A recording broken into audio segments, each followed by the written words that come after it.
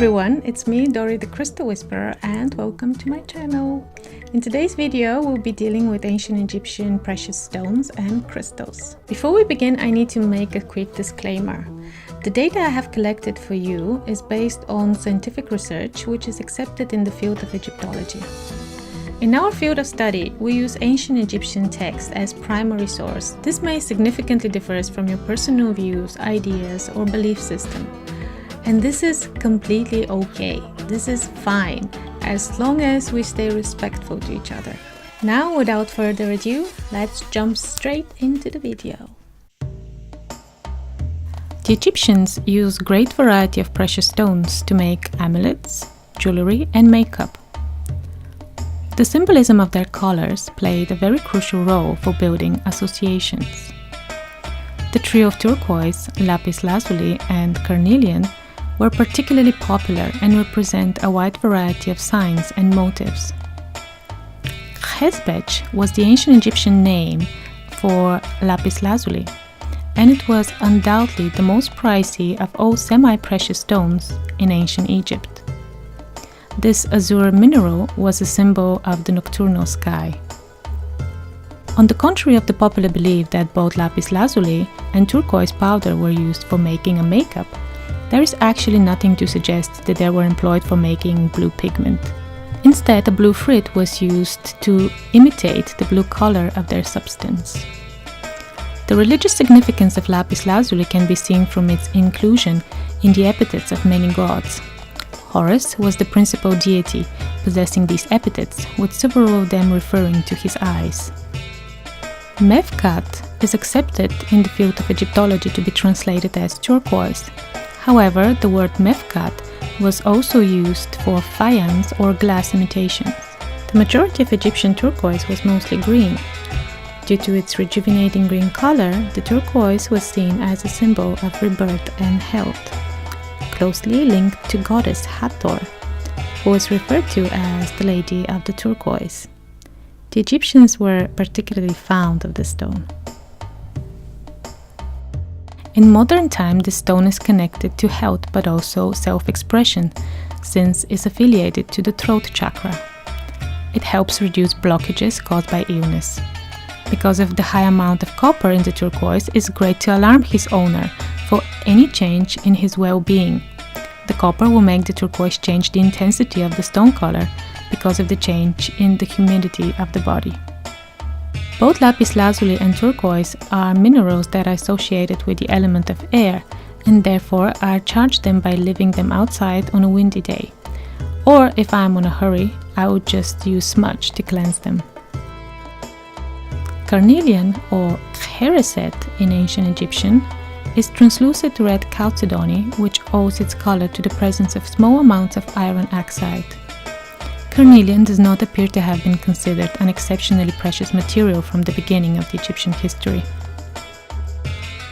Later in religious literature, carnelian was tied to turquoise in an epithet of goddess Hathor from her temple in Dendera. The inscription describes her as the color of the turquoise that suits the face of carnelian.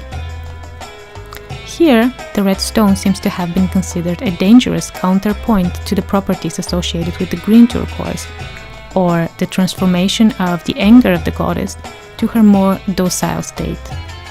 This was a reference to a tale recorded in the Book of the Heavenly Cow, where humanity plots against the sun god.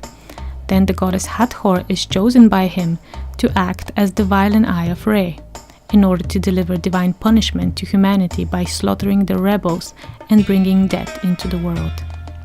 However, Hathor goes a little bit too far in performing her duty, and Re decides to withdraw his orders.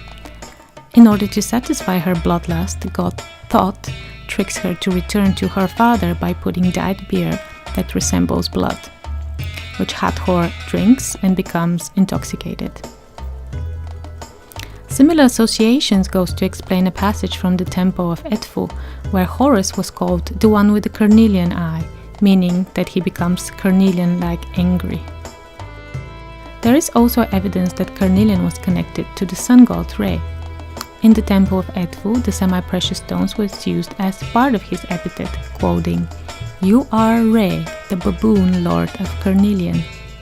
In ancient Egypt, baboons were considered symbol of the rising sun.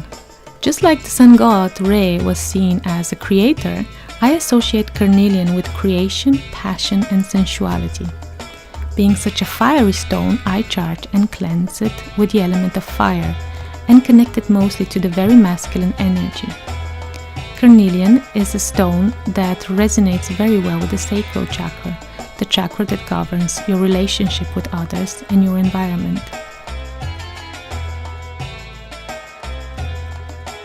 Waj is a word that in ancient Egyptian simply means green and refers to malachite and likely chrysocolla. Waj is clearly a semi-precious stone and can theoretically represent any green stone or green mineral. Malachite was used as an eye paint pigment or medication according to Papyrus Ebers, which was employed for the eyes and for boils. Papyrus Ebers is a medical treaty dating around 1550 BC. The text contains around 700 medical remedies and is among the oldest preserved medical documents in the world. Jasper or Venomoth is another form of chalcedony, which was tightly connected to goddess Isis. It was imperative that certain amulets such as the tit knots were made specifically from this mineral.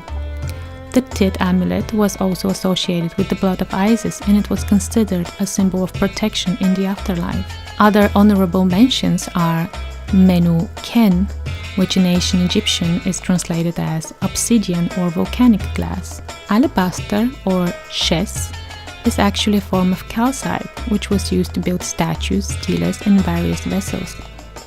Amethyst was called Hesmen and occurs chiefly in texts from the Middle Kingdom, when its use was relatively popular. Steatite, also known as soapstone, is a very soft mineral, which is particularly popular in ancient and modern Egypt for making amulets. It's very soft stone and therefore very easy to work with. The last time I was in Egypt, I had the great pleasure to craft my own amulet in the shape of heart, in ancient Egyptian, Ip. I hope you guys enjoyed this video, and if you did, press the subscribe button. Next video will be part 2 of the one you just watched, and it will give you a little bit more general information about cleansing, charging, building up a relationship with your crystals, because this doesn't sound odd at all. So stay tuned and see you guys next time.